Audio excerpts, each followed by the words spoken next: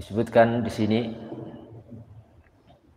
bahwasanya seorang faqih, seorang ulama ahli fikih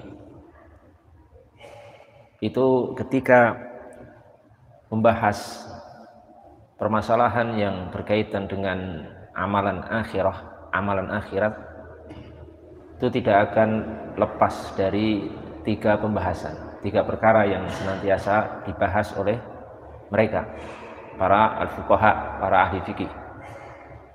Di sini disebutkan oleh Hujjatul Islam, fa'alam anna aqraba ma yatakallamu al-faqih fihi minal a'malil lati hiya a'malul akhirah thalathah. Ketahuilah bahwasanya sesuatu yang paling dekat yang dibicarakan, yang dibahas oleh ahli fikih, para fuqaha, para ulama fikih, dari amalan-amalan yang amalan itu merupakan amalan akhirat, itu ada tiga pembahasan. Ya, ciri khas para ahli fikih itu membahas tiga permasalahan ini. Tapi ini permasalahan yang berkaitan dengan amalan akhirat. Tiga permasalahan itu, yang pertama al-Islam, pembahasannya tentang Islam, al-Islam. Yang kedua was-sholatu, dan pembahasan sholat. Yang ketiga wal halal wal haram, dan pembahasan tentang masalah halal dan haram. Itu yang dibahas oleh siapa? Para ahli fikih, para fuqaha. Itu pembahasannya seputar itu. Pembahasan Islam, pembahasan sholat, dan seputar masalah al-halal wal haram. Maka kalau kita ikan itu muntaha nadharil faqih, jadi cara pandang paling jauh para ahli fikih itu ya seputar itu, tidak akan lepas dan tidak akan melampaui daripada hudud ad-dunya ilal akhirah. Pembahasannya tidak akan lepas dan melampaui batasan-batasan dunia sampai ke akhirat. Pembahasannya seputar itu. Kalau ahli fikih itu tidak akan kemana-mana. Ya, saya ulangi, pembahasannya tadi apa? Permasalahan Islam, sholat, dan halal wal haram. Ini yang paling aham, paling penting untuk dibahas di kaum muslimin, ya, di majelis-majelis mereka, di pengajian-pengajian mereka. Maka sebaiknya ini sebagai bentuk masukan atau saran, ya, sebaiknya memang bagusnya pengajian-pengajian itu banyak menitik beratkan kepada pembahasan-pembahasan seputar ini, karena ini ahamul umur, pembahasan yang paling penting bagi kaum muslimin saat ini. Permasalahan tadi, ya, Islam, sholat, dan halal wal haram.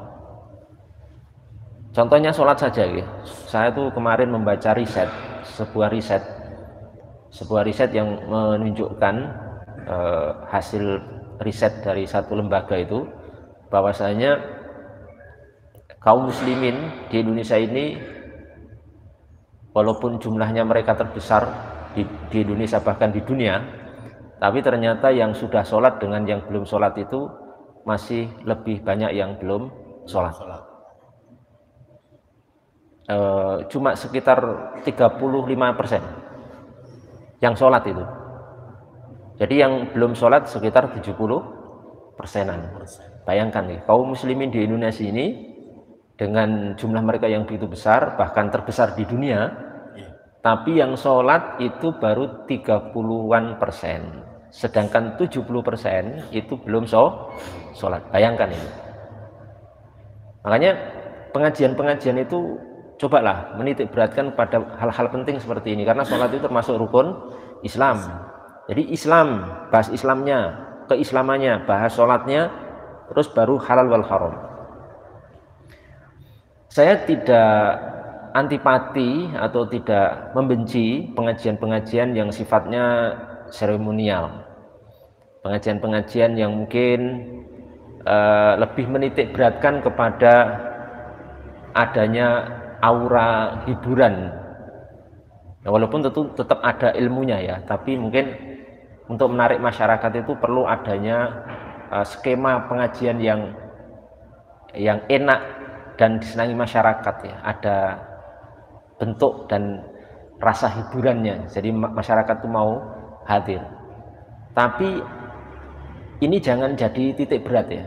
pengajian-pengajian seperti ini. Pengajian menghadirkan misalkan pembicaranya lucu ya, banyak yang datang, kemudian pengajian itu isinya sekedar misalkan sholawatan tok gitu. Ini bukan salah. Jadi nanti jangan dipotong juga ucapan saya ini. Pengajian-pengajian sholawatan itu tidak salah. Yang menyalahkan malah yang salah. Maka saya tidak menyalahkan. Pengajian-pengajian sholawatan itu bagus. Tuh, saya tidak menyalahkan ya. Itu bagus. Tapi menurut saya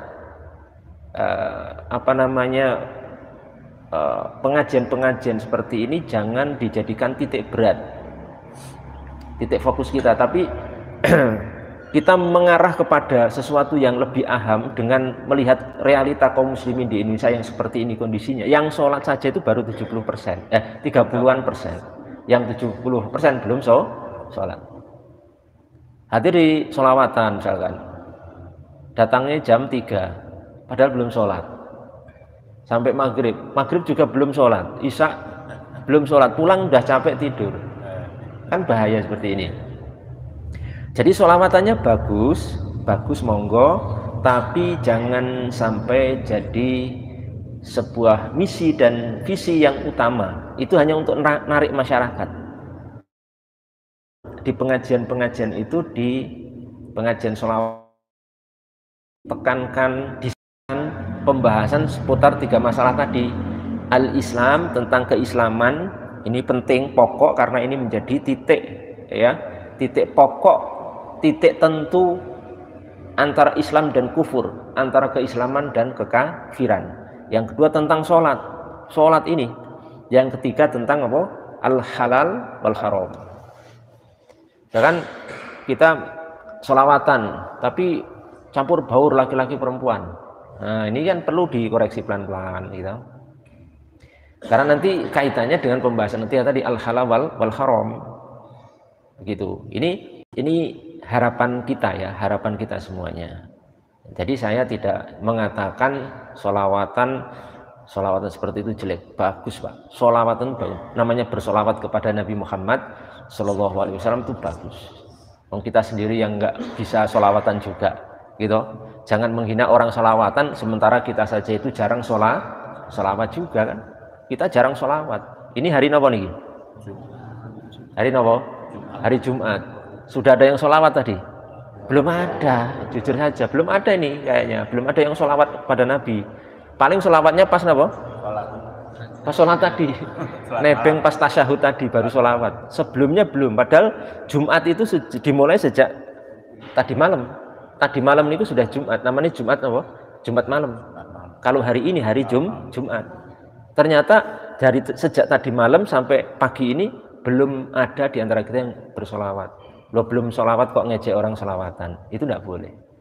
Tapi saran saya itu, maksudnya pengajian-pengajian seremonial seperti itu, monggo silahkan diadakan. Memang itu trik dan tips ya untuk menarik masyarakat mau ngaji, tapi jangan berhenti sampai di situ tok. Nanti ditindaklanjuti pengajian-pengajian seperti itu. Kalau perlu pengajiannya judulnya pengajian sholawatan, tapi isinya sholawatannya 10 menit, sisanya pengajian tentang bab sholat, tentang halal wal haram, tentang tauhid, tentang Islam, tentang akidah. Kan bagus nih, gitu. Bagus. Sholawatannya juga oke, iya, tapi bab-bab penting ini juga dibahas Pak. Kapan kita mau membahas umat Islam 70% belum sholat Pak? Bayangkan itu. Kita ini cuma menang jumlah terbesar di dunia, tapi yang belum sholat kalah. Terbanyak Pak, kita mungkin muslim terbanyak di dunia yang belum sholat itu malah Indonesia. Risetnya seperti itu ya, risetnya, dan itu risetnya bisa dipertanggungjawabkan 70%.